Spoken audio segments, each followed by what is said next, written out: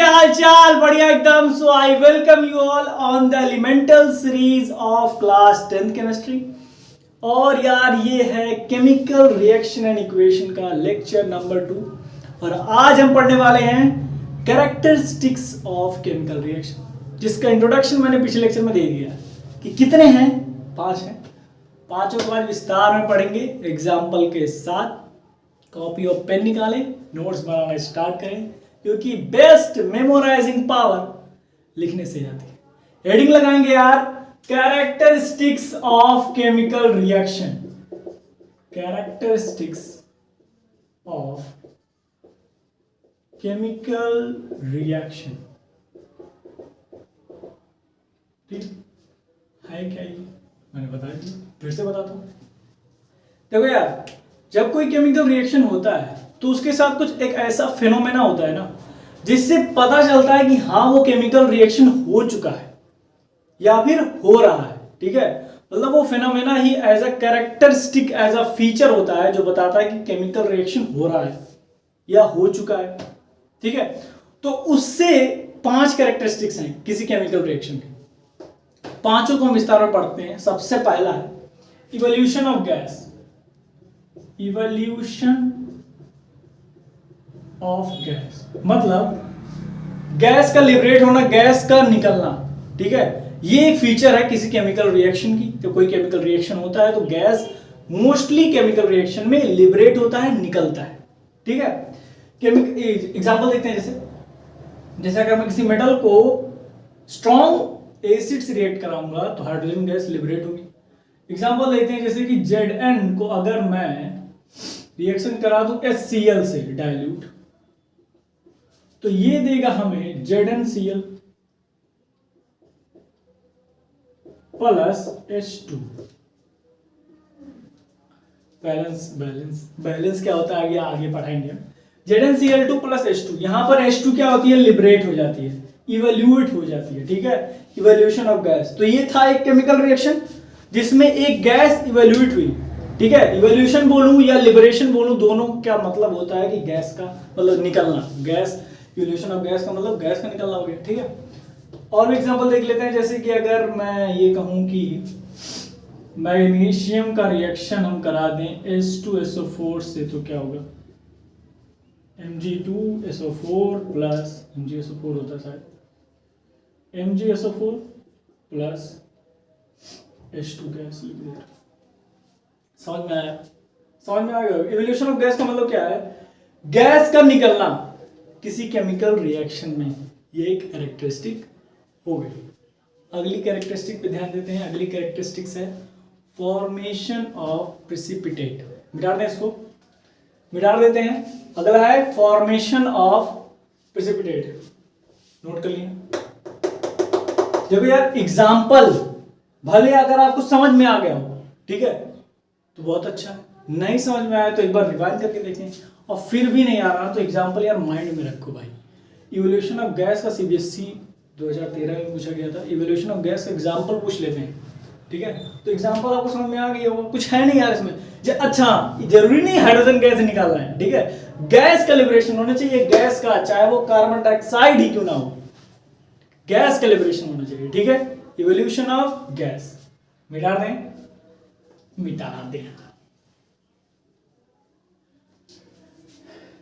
ठीक है, अगली का है फॉर्मेशन ऑफ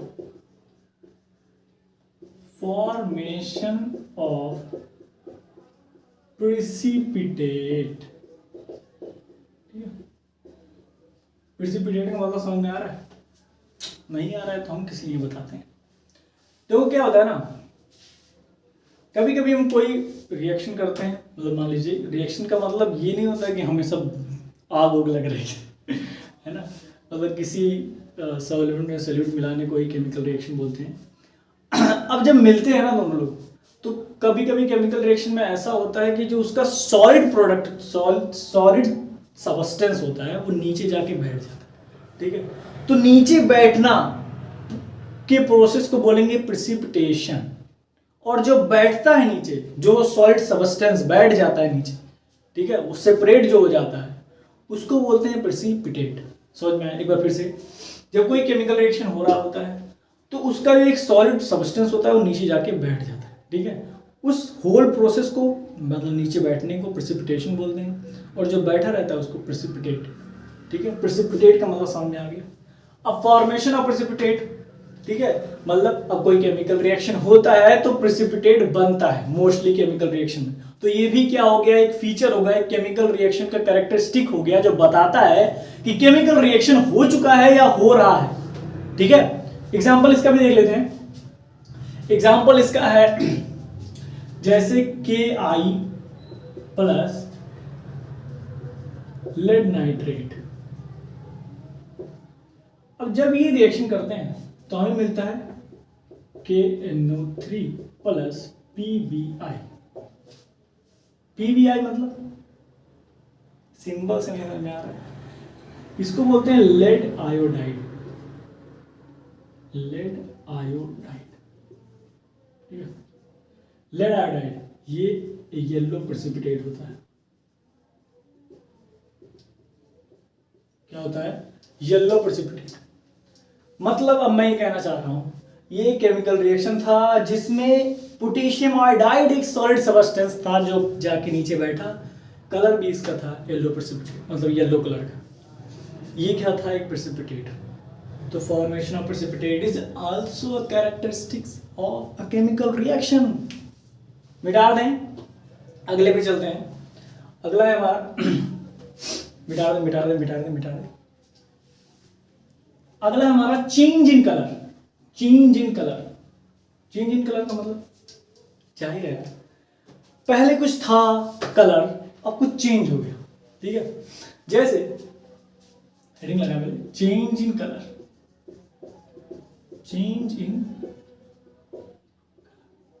तो change in colour is a feature. अब इसमें क्या होता होगा, कोई केमिकल रिएक्शन होता है जिसकी वजह से जो सॉल्यूट या सॉल्वेंट था उसका कलर पहले जो था उससे चेंज हो गया। ये नहीं मिलता जुलता पूरी तरीके से। जैसे अगर मैं एग्जांपल लूं, एक चेंज हुआ ग्रीन, ठीक है। मतलब एग्जांपल क्या है, इसमें सल्फर डाइऑक्साइड जब रिएक्शन किया पोटेशियम डाइक्रोमेट से, KCr2O7 बोलते हैं इसको, KCr2O7। बहुत हार्ड लग रहा होगा, है सिंबल देख के आपको समझ में नहीं, मतलब पोटेशियम डाइक्रोमेट। मुझे पता है कि आप जिस लेवल पे हैं आपको लग रहा होगा बहुत बड़ी चीज है। प्रैक्टिस, जब इसको अब ज्यादा बार देख लेंगे ना तो आपको लगेगा हाँ फैमिलियर, ये तो बहुत आसान है, ठीक है। सब कुछ किस पे डिपेंड करता है? प्रैक्टिस पे। मैं तो ये मैंने बताया है, practice makes a man perfect, ये बोलते हैं सब लोग। फिलहाल ये समझिए कि कुछ है नहीं है, ये दिमाग में रखिए, कुछ है नहीं। एग्जाम्पल है, ये कंपाउंड है, इसका कुछ नाम होता है, बस वही नाम अब 2-4 जगह सुन लिए तो फेमिलियर हो गए, तो आसान लगने लगा। हाँ, तो SO2 प्लस KCr2O7 क्या होता है? Sulphur dioxide. ये क्या होता है? पोटेशियम डाइक्रोमेट, ठीक है। अब यहां पर ये जो है ना ऑरेंज कलर का होता है। क्या होता है? Orange colour.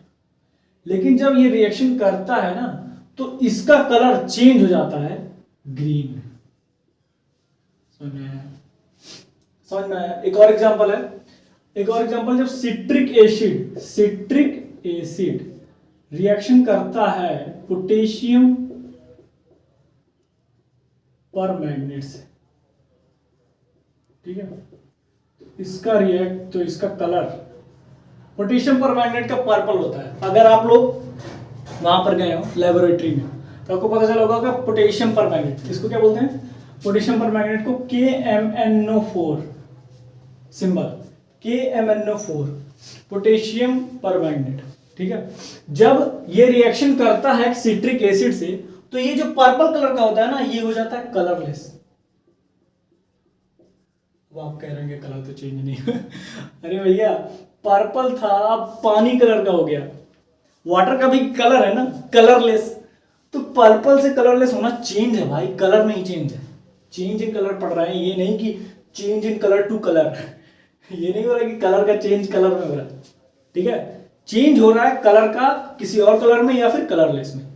तो यहां पर जैसे सिट्रिक एसिड अगर पोटेशियम परमैंगनेट से रिएक्ट करता है तो ये जो पर्पल कलर का है ना वो किस में हो जाता है? कलरलेस, ठीक है।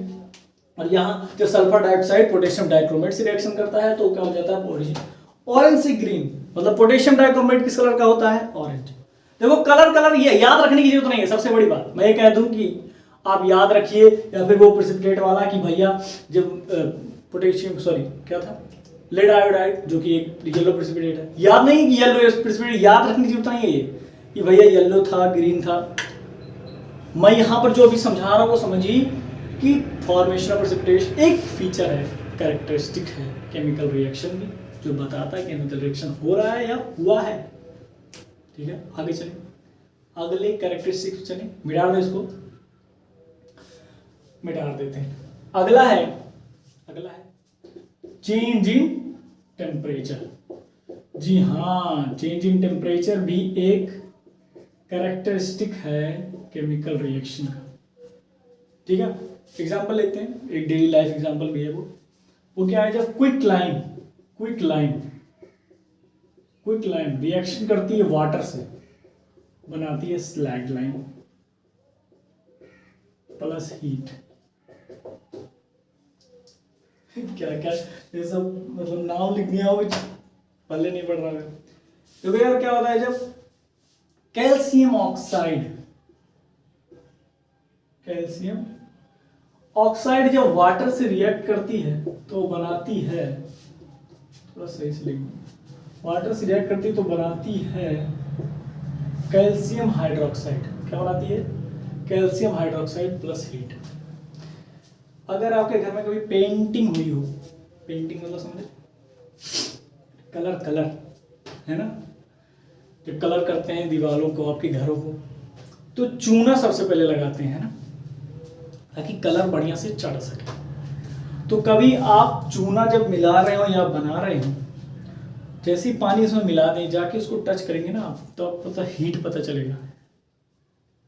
तो चूना तो रहता है क्विक लाइन, अब उसमें हम वाटर मिला देते हैं, वाटर मिलाने के बाद स्लाइड लाइन बन जाता है और हीट निकालता है। ठीक है, तो जब कभी हो तो यार देखिएगा, ऐसे मत कर लें कि चूना लेके आओ फिर पानी में डालें चेक करें हीट आती है कि नहीं।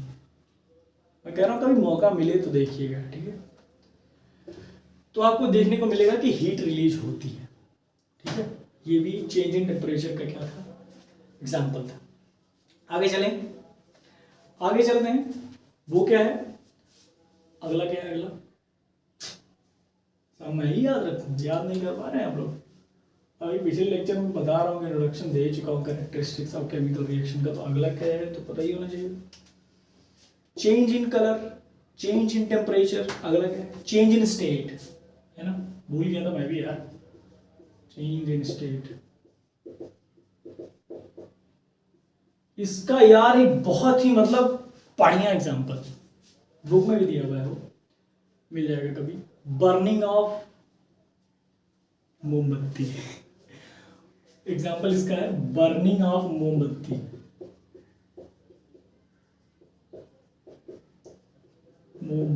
यानी कैंडल। कैसे, मोमबत्ती तो जलाई होगी सबने, है ना, तो आपने जब जलाया होगा तो आपको पता चला होगा, एक तो वो सॉलिड रहता है, लिक्विड में चेंज होता है, प्लस बर्न होता है तो कार्बन डाइऑक्साइड भी रिलीज होती है। तो आपने देखा सॉलिड था, लिक्विड भी चेंज हुआ और गैस भी चेंज। चेंज इन स्टेट, तीनों चीजें एक साथ देखने को मिल रही है। कभी जला के देखिए तो आप देख ही सकते हैं, 5 रुपए का कैंडल आता है, जलाइए, लिक्विड में चेंज होगा और जलने की वजह से कार्बन डाइऑक्साइड भी रिलीज होती है। तो सॉलिड, लिक्विड, गैस तीनों स्टेट में चेंजिंग दिख जाएगी आप। ठीक है, चेंज इन स्टेट भी एक फीचर है, कैरेक्टरिस्टिक है केमिकल रिएक्शन का। ठीक है, बहुत ही सही चीज, मतलब हर एक एग्जाम्पल आपके दिमाग में रहना चाहिए। एग्जाम्पल ही बताता है यार कि इसका मतलब क्या है, क्या समझ में, मतलब कैरेक्टरिस्टिक जो है ना इसका, तो आपके दिमाग में तुरंत आने लगेगा कि हाँ कैसे कैसे क्या था। तो एग्जाम्पल को दिमाग में रखिए बिल्कुल, हो क्या रहा है और हुआ क्या था। ठीक है, तो लेक्चर अगर आपको नहीं समझ आ रहा तो एक और मैं बात कहूँगा, वही पुरानी रिवाइंड कीजिए यार, रिवाइंड करके फिर से देखिए कि कैरेक्टरिस्टिक ऑफ केमिकल रिएक्शन में जो पांचों कैरेक्टरिस्टिक्स अभी अभी मैंने बताई वो आपको समझ में आया कि नहीं आया? ठीक है, आई होप के समझ में आ गया। यार अगली रीडिंग है हमारी केमिकल इक्वेशन। केमिकल रिएक्शन देख लिया, उसके कैरेक्टरिस्टिक्स देख लिए, ब्रीफ में भी देख लिए और विस्तार में भी देख लिए एक एक एग्जांपल के साथ। तो अब हेडिंग लगाएंगे मेरे साथ, केमिकल इक्वेशन क्या होती है? केमिकल इक्वेशन,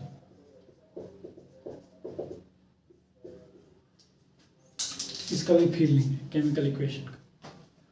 तो यार अभी मैंने एक एग्जांपल लिखा, जैसे उसको सही से लिखता हूं, zinc plus hydrochloric acid, hydrochloric acid gives us zinc chloride plus hydrogen gas. ठीक है, ये एक केमिकल इक्वेशन नहीं है, ये एक रिएक्शन है।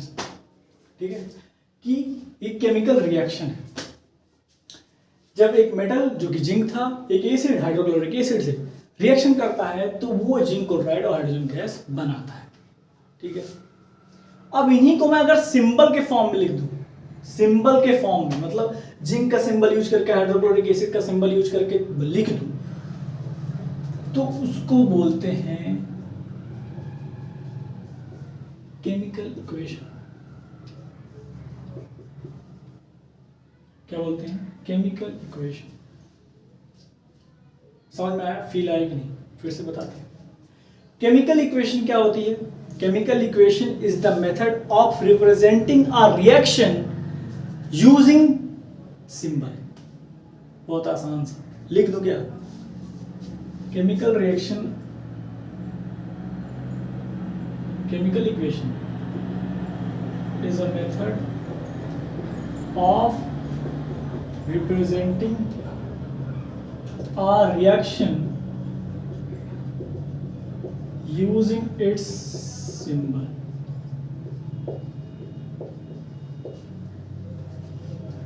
ये पूरा होल नाम था इसका, हम लोगों ने सिंबल यूज किया और लिख दिया। ठीक है, तो ये क्या है? केमिकल रिएक्शन है। और ये क्या है? ये है केमिकल इक्वेशन। क्या है? Chemical equation. अब केमिकल इक्वेशन दो प्रकार की होती है। क्या क्या? पहला balanced chemical equation and unbalanced chemical equation. मैंने बताया ना कि थोड़ा सा पहले कि बताऊंगा तो समझते हैं। यार जो हमारा लेफ्ट हैंड साइड है और जो हमारा राइट हैंड साइड है, ठीक है, इसका नाम मैं आपको पहले बता चुका हूं, नहीं पता? हम बता दें। लेफ्ट हैंड साइड को बोलते हैं रिएक्टेंट। क्या बोलते हैं? रिएक्टेंट। और राइट हैंड साइड को बोलते हैं क्या? प्रोडक्ट। क्या बोलते हैं? प्रोडक्ट। समझ में आया? फील आ गया? ठीक। अब देखिए, balance and unbalance chemical equation का मतलब है कि जब total number of atom of every element is equal to total number of atom of every element of product and reactant. पता नहीं मैं भी क्या इंग्लिश में बोल दिया हूं, हिंदी में समझा दो। जब रिएक्टेंट के जितने एटम हैं सभी एलिमेंट के वो बराबर हो जाए प्रोडक्ट के जितने एलिमेंट हैं उसके एटम के, तो हमारा केमिकल इक्वेशन बैलेंस्ड कहलाता है। बैलेंस्ड केमिकल इक्वेशन कहलाता है। मतलब Zn यहाँ है, एक है, यहाँ है, एक है, H यहाँ है, एक, यहाँ दो। ठीक है, यहां जितना है H, यहां जितने भी एलिमेंट है उनका जितना भी एटम है वो यहां पर बराबर होना चाहिए, यहां का और यहां का, तब उसको क्या बोलेंगे? Balanced chemical equation. ये होता है law of conservation of mass. Antonio Lavoisier ने दिया इसको। उन्होंने कहा था कि रिएक्टेंट और प्रोडक्ट का जो भी लव मास होगा वो बराबर होगा, बनने के बाद कहीं मास उड़ नहीं जाएगा। ठीक है, रिएक्शन हो रही है कुछ चीजें, जैसे कि मैंने क्या कहा था कि किसी केमिकल रिएक्शन में होता क्या है? बस रीअरेंजमेंट ऑफ एटम। ये नहीं होता कि एटम चेंज हो जाता है। तो उसका मतलब यही था कि बस एटम जितने थे उन्हीं का रीअरेंजमेंट होता है। देखो रीअरेंज हुए, मतलब पहले यहाँ थे वैसे मिलके इधर उधर हो गए, है ना? रीअरेंजमेंट ही देखा ना। अब उसी के तो इसका मतलब यही ना कि जितना यहाँ पर है उतना यहाँ पर होना चाहिए, और अगर नहीं है तो हम अपने हिसाब से बैलेंस भी करते हैं। ठीक है, उसको मैं सिखाता हूँ कैसे। फिलहाल इसको नोट कर लीजिए। ये केमिकल रिएक्शन क्या होता है? Is a method of representing a reaction using its symbol. जैसे ये वर्ड में था, अब इसको हमने सिंबल के यूज करके लिख दिया, ठीक है, मिटा दूं। आगे चलते हैं, बैलेंसिंग अ केमिकल इक्वेशन और अनबैलेंस केमिकल इक्वेशन क्या होती है, दोनों मैं बता चुका हूं कैसे बैलेंस करते हैं, बताना।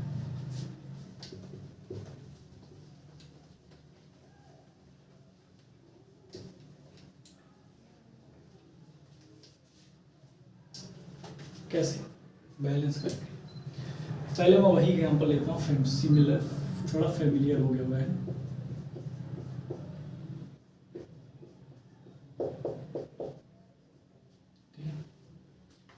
ये लिखा है, ये क्या है, केमिकल इक्वेशन है। इसमें हमने कंपाउंड या फिर एलिमेंट को उनके सिंबल के फॉर्म में लिखा हुआ है, ठीक है। आप देख सकते हैं यहाँ पर जिंक तो बराबर, लेकिन हाइड्रोजन और क्लोराइड बराबर नहीं, ठीक है।